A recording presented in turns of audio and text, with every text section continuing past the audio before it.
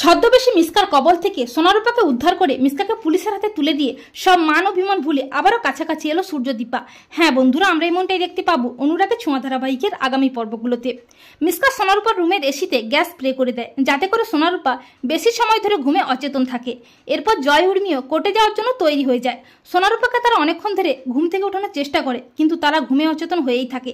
তখন মিসকা চালাকি করে বলে যে আমি আছি, শেফালি আছে, আমরা ওদের খেয়াল রাখবো। আর জয় উর্মিও মিসকার চালাকি বুঝতে না পেরে সোনারূপাকে মিসকার কবলে রেখে চলে যায়। অপরদিকে দীপার গোপন ক্যামেরার ফাঁদে পড়ে ভিক্টর ও মিসকার মুখোশটা খুলে যায় আদালতে সবার সামনে। বাধ্য হয়ে চাপে পড়ে পৃথা নিজের কুকর্ম নিজের মুখে স্বীকার করে। পৃথাকে অ্যারেস্ট করা হয় এবং পুলিশি হেফাজতে থাকার নির্দেশ দেওয়া হয়। আর দীপা নির্দোষ প্রমাণিত হয় এবং দীপাকে বেকসুর খালাস করে দেওয়া হয়। দীপা ছাড় পেয়েই তড়িঘড়ি করে ছুটে আসতে থাকে সোনারূপার কাছে, কারণ দীপা জানতো মিসকা সোনারূপার কোনো ক্ষতি করে ফেলবে। অপরদিকে সূর্যেরও মনে হয় সোনারূপার কোনো বিপদ হতে পারে, তাই সূর্য মরিয়া হয়ে ছুটে আসতে থাকে সন্তানদের বিপদ থেকে বাঁচাতে। এদিকে মিসকা সোনারূপাকে নিয়ে পালানোর জন্য বেরিয়ে পড়ে।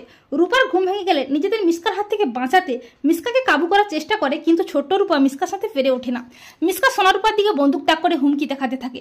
ঠিক তখনই সূর্যও হাজির হয়। সূর্য চিনতে পারে মিসকাকে। রূপা বলে বাঁচাও বাবা, মিসকা আন্টি আমাদের শেষ করে ফেলবে। সূর্য বলে না রূপা মা, আমি এসে গেছি, ও তোমাদের কোনো ক্ষতি করতে পারবে না, ভয় পেও না তোমরা। এই বলে সূর্য মিসকাকে বলে মিসকা তুই ওদের ছেড়ে দে, তুই ওদের কোনো ক্ষতি করবি না। তখন মিসকা সূর্যের দিকে বন্দুক তাক করে বলে তোদের তিনটেকেই আমি এখানেই শেষ করে ফেলবো। আর ঠিক তখনই দীপা পুলিশ নিয়ে হাজির হয়। দীপা বলে ডাক্তারবাবু। দীপা সূর্য দুজনকে দেখে অবাক হয়ে যায়।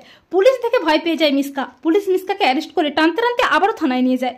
আর সূর্য দীপা নিজেদের সামলে রাখতে পারে না, সমস্ত মান অভিমান ভুলে দুজনকে জড়িয়ে ধরে।